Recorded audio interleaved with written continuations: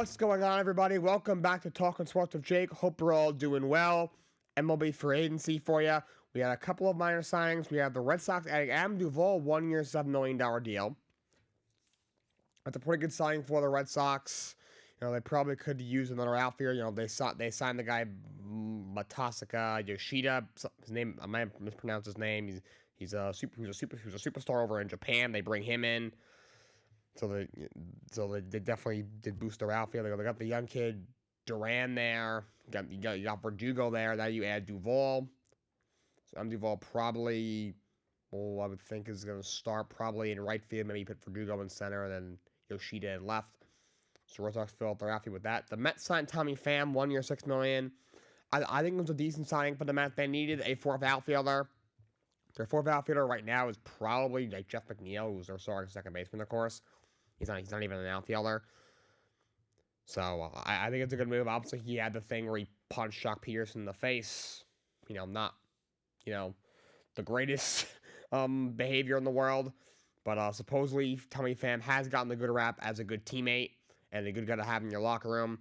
He's a guy who's a decent outfielder, can play all three outfield positions, and he hits lefties very well. Maybe he can get mixed in at the DH spot when they play lefties, so they could rest Dan Vogelbach, who's very good against righties but can't hit lefties. And now they got a fourth outfielder, so pretty good signing for the Mets, I thought. Brewers signed Brian Anderson, 1 year, $3.5 million. Anderson's the former top prospect with the Marlins, who already hasn't worked out. Last year played 98 games in Miami, hit just .222, 8 home runs, just 20 RBIs. OPS was around like 650. He's hoping to trying to revamp his career in Milwaukee. I'm not sure if it's going to work, but if anything, he's a utility guy, can play all over the field, can play third, can play the outfield. I think he can even play second. So, Brewers add some depth on their bench. And the Red Sox signed Jorge Alfaro to a minor league deal. More failed top prospect. He came up with the Phillies. He was traded to Miami in the GT Real Muto trade. He's a catcher. Didn't work out. And he ends up getting moved to San Diego, where he played a little bit of outfield as well, and still nothing much. Last year hit like 240, 8 home runs, 40 ribbies, had an OPS below 700. So that's really just death for the Red Sox. He might be their backup catcher maybe. Outside of that, all we got is the Aroldis Chapman market is actually heating up a little bit. The Marlins are one of the teams that's in on him. So there's a couple of other teams as well. Of course, he's had a great career, multi-time All-Star closer. Started in Cincinnati, then he was with the Cubs for a short time. Now he's been with the Yankees for a while. He's now a free agent. Had all 4 years last year with the Yankees, but I'm sure some more will pick him up considering his track record and maybe get a shot to make the bullpen out of camp. And the Twins might trade Luis Arias, who won the batting title last year. They're looking for some more pitching help. The rotation right now, I have Sonny Gray. Last year was good, but had some injuries. You had Joe Ryan. Again, he had a bit of a breakout year last year, but also battled injuries. You had Tyler Mayo, who was meh last year. Kenta Maeda coming off Tommy John, and Bailey Ober, who was a pretty good filling guy last year, but has never really been a full-time starter before. So, and also their bullpen's a little shaky, so looking for some pitching help. They may trade Luis Arias. And only other news when it comes to MLB Free Agency is the New York Mets right now, Andrew Chafin, whose market is heating up. He's probably the best reliever available, one of the best left-handed relievers probably in baseball the last couple of years. Mets could use another left-handed reliever. The only left-handed you can really trust right now is Brooks Raley. Dave Pearson might start the year in the bullpen, but he's been inconsistent as a starter. He's not a reliever anyway. Probably should put him in the minor leagues, to be honest. So Mets are in on him. On to hockey scores from last night. You had the Canadiens over the Jets 4-1. You had the Flyers over the Ducks 5-2. Maple Leafs over the Panthers 5-4 in overtime. Wild over the Capitals 4-2. Predators over the Blue Jackets 2-1. Blackhawks over the Sabres 4-3 in overtime. Coyotes over the Red Wings 4-3 in a shootout. And Oilers over the Kraken 5-2. As for college basketball, like I said yesterday, we got a lot of teams that are kind of in the ranking that we don't expect. So March could be interesting. I just want to put that out there. Number 1 rated Houston beats Tulane 80-60. Yeah, the upset. Number 13 Kansas State over number 2 Kansas 83-82 in an upset there. Kansas State is looking very good this year. Number 4, Alabama over Vanderbilt, 78-66. Number 12, Iowa State over number 7, Texas, 78-67. Number 9, Tennessee over Mississippi State, 70-59. Wake Forest over the number 19, Clemson, 87-77. Then you had number 21, Baylor over Texas Tech, 81-74. On to NBA. Scores from last night, and then I'm going to talk about some trade talk that we got going on. Trade deadline inching a little closer. Bucks over the Raptors, 130-122. Drew Holiday had 37 points in that one. Spurs over the Nets, 106-98. Calvin Johnson had 36 points, 11 rebounds. Let's not have KD or Kyrie Irving. Kyrie didn't play last night, and of course Durant's out in the next couple of weeks. Nuggets over the Trailblazers, 122-113. Jokic had 36 points, 12 boards, 10 assists, and a triple-double. Dame, 44 points, 8 assists in a loss. You had the Sixers over the Clippers, 120-110. 41 points, 9 rebounds for Joel Embiid. Okay, I want to talk about some coaching rumors going around. Of course, we have 5 head coach openings right now. We got a bunch of coordinator openings. We got the 2 GM openings have been filled. Arizona Cardinals hired Monty Ossenfort. They get him from Tennessee. He's been a hot candidate for a little while now. In his press conference, he said something like ego will not be tolerated, so he definitely seems like he's all business. Arizona brings him in. I'm sure they'll turn their attention to their head coach search. And my Titans hired Ron Carfin as GM, which he may have been the top GM candidate in the league. He's been a top candidate for a couple of years. He comes from the 49ers organization, and I think that's a really good hire for the Titans, who definitely need a new GM. Jerome did not do a good job. He was fired for a reason a bunch of weeks back. But that's who the Titans bring in as their new GM. Interesting what happens in Tennessee next year. You know, what goes on at quarterback? Do they run it back with Tannehill? So do they try make Malik Willis again? Do they go and get somebody? You know, obviously you would think Mike Vrabel's probably in the hot seat. You know, he's done a pretty good job there, but 2 playoff runs in 5 years isn't going to cut it. They didn't make it this year. Haven't been out of the first round since 2019. Now the new GM who did not hire him. I'm sure Vrabel's on the hot seat now. And the Tampa Bay Buccaneers yesterday fired their offensive coordinator Byron Leftwich. Todd Bowles, I would hope, would follow him. As of right now, it looks like he's still there. I'm not sure why. He's not a good head coach. Good D corner, not a good head coach. But Leftwich is out, which is the right move. He did not do a good job this year. He's not that good of an offensive coordinator. Well, last year he had, Tom Brady throwing 40 touchdowns and a loaded offense. And now this year, Brady's not as good. O-line's banged up, but still a ton of weapons, and your offense looks as pitiful as it did. That was bound to happen. As for the coaching carousel, this is where we stand. Arizona in their head coach search. Arizona, they're good. These are the guys they either plan to interview or have interviewed. Steelers linebackers coach Brian Flores, which I don't really get that. Okay, look, Flores, I do think they pulled the plug a little early in Miami. He had his issues. Supposedly he didn't get along with Tua. And he didn't get along with his assistant coaches. He didn't get along with management. So clearly there was behind the scenes thing there. So I get why they moved on. He also didn't make the playoffs in 3 years there. But after seeing what happened to him and Tua, do you think him and Kyler are going to work? I mean, he didn't work well for young quarterback in Tua, who just doesn't have any baggage. Now we got a young quarterback in Kyler, who's this freaking man-child. Clearly is not a leader. Well, meanwhile Tua at least showed. He possibly could potentially be a good leader. I don't think that makes a lot of sense. I would like to see Brian Flores get another champ. I don't think Arizona's the place for him just because him and Kyler. I don't know. I don't think it's gonna work. You got Kyler who's like this this guy who he needs a no nonsense guy. I get it. He kind of does. I don't think Cliff was the right guy for him either. But Brian Flores clearly doesn't work well for a young quarterback. He doesn't. He probably works better, with a veteran quarterback. A guy who kind of understands, why he's being so tough. A young quarterback, who may not understand that. I just don't think Flores works with that kind of guy. So we'll see what happens. But Sean Payton, they also interviewed. I think Payton would be a great choice there. Just a matter of does Sean Payton want that job? Arizona's kind of a mess right now. Their team's horrible. Their quarterback's a man-child, Kyler Murray. I think he's overrated. He's got a huge contract he doesn't deserve. The O-line is terrible. The defense is terrible. They don't really have they have the cap space to improve this, so they're paying Kyler all that money. Their best player, DeAndre Hopkins, might get traded. That's a messy situation right now. I would not want that job.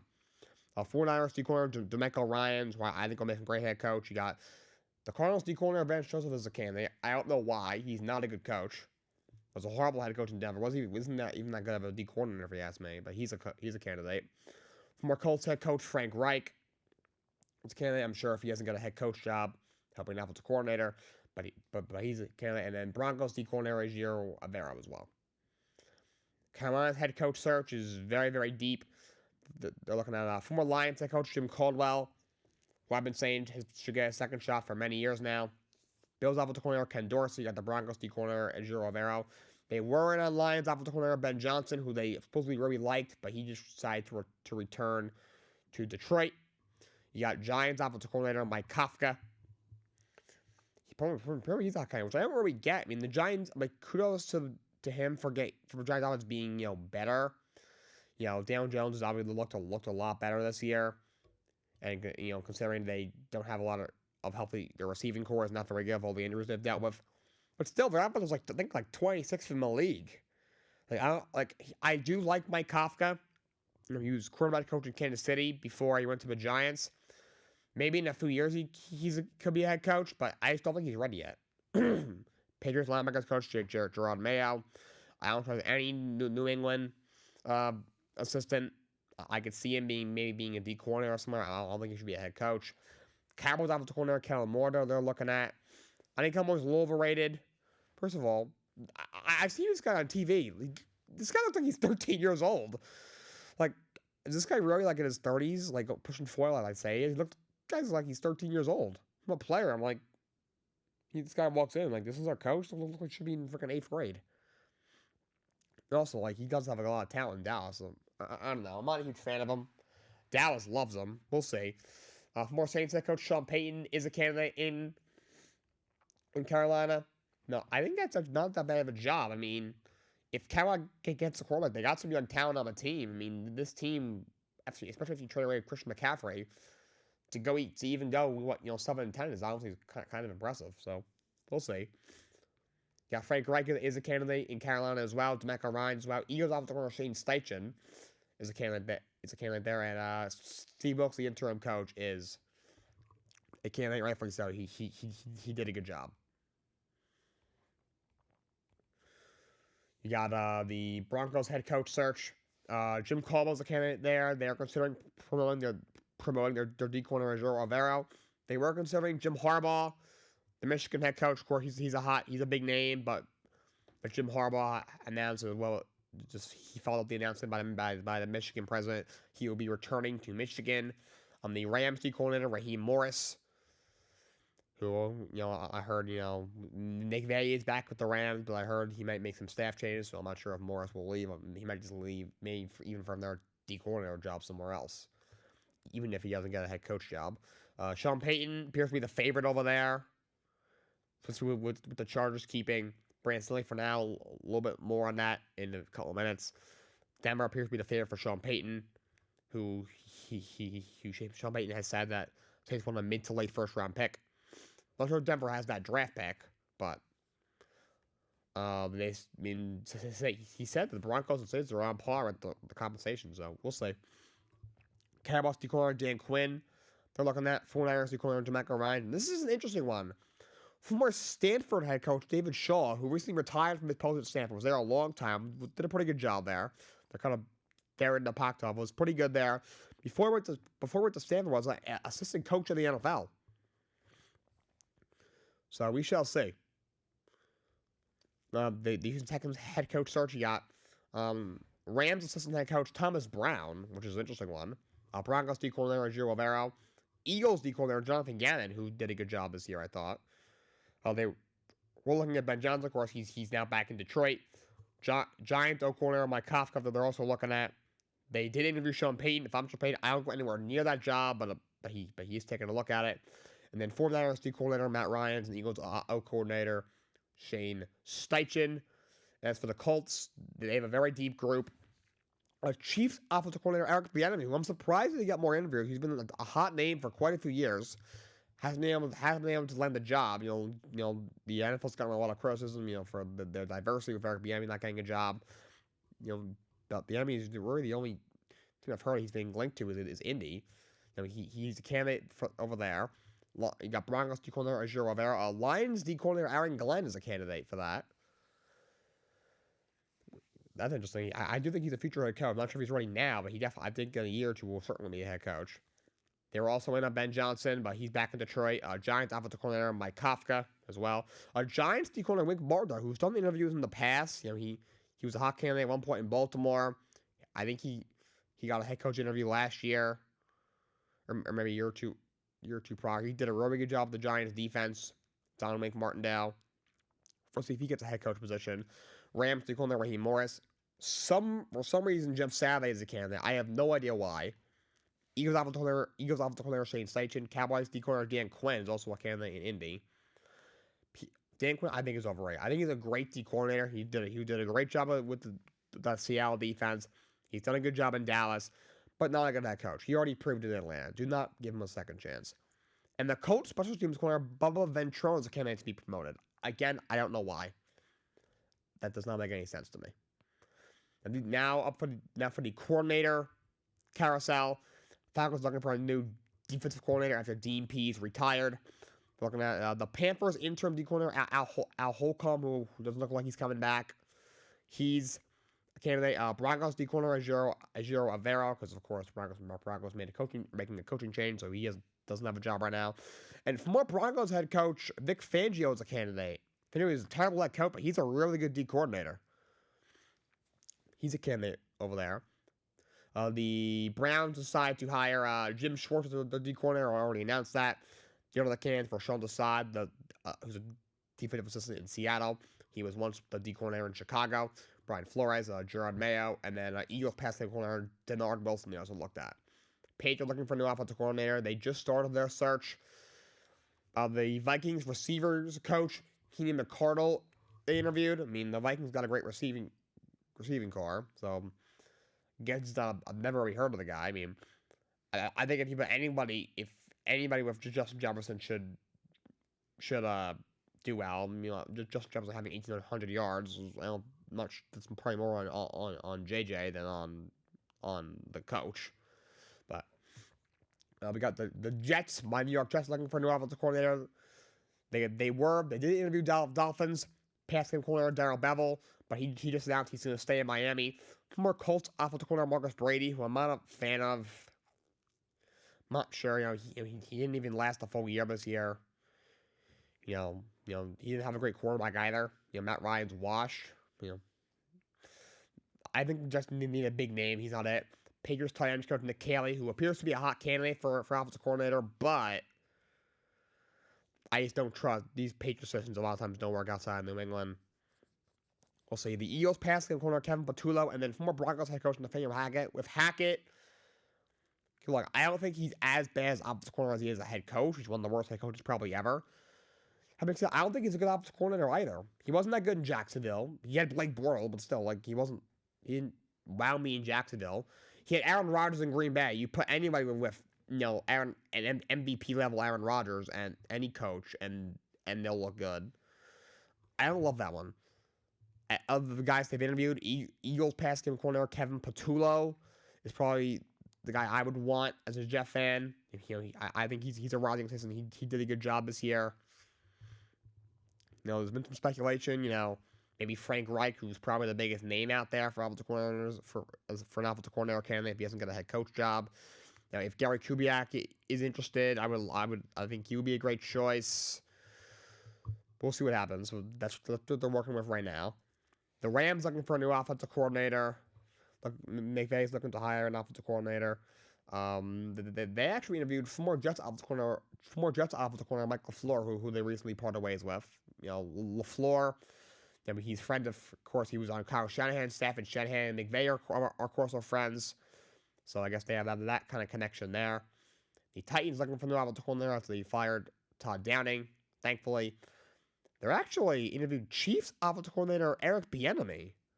I would be shocked if he doesn't get a head coach job. If he doesn't get a head coach job, I'd be shocked if he doesn't just go back to Kansas City. That Kansas City obviously got the best quarterback in the world, all those weapons there. And then they go to the Titans, who we don't know, who have Derrick Henry, but they have no receivers and no quarterback. I would be shocked if he took the no coordinator job. And my Chiefs quarterback coach, Matt Nagy, who, I mean, in Kansas City, he did a pretty good job as offensive coordinator. He also had Andy Reid as well. And he worked with Alex Smith and Pat Mahomes at quarterback. So, I don't know about that, but we'll see where the Titans go with that. And the Commanders' offensive coordinator position, they're interviewing former Broncos coordinator Pat Shurmur. And he was a head coach before with the Giants. He was head coach somewhere, forget where. Wasn't good. Then he was offensive coordinator in Minnesota, where he did a pretty good job. You know, he was the offensive coordinator when Case Keenum had that magical year. Then he became the head coach of the Giants. It was horrible. Was there just 2 years, and then the Broncos brought him in as the offensive coordinator. Wasn't great. Also didn't have very good quarterbacks in Denver. He had like Drew Lock and Joe Flacco and those guys. So I think if you give him a good quarterback, he could be a pretty good offensive coordinator. Otherwise, not sure. And Commanders also interviewing their quarterbacks coach Ken Zampese. They're considering promoting him. And the Bucs only fired Byron Leftwich as their offensive coordinator last night, so they haven't actually started their search. That's all I got for you guys today. Until next time, so long, and have a great day.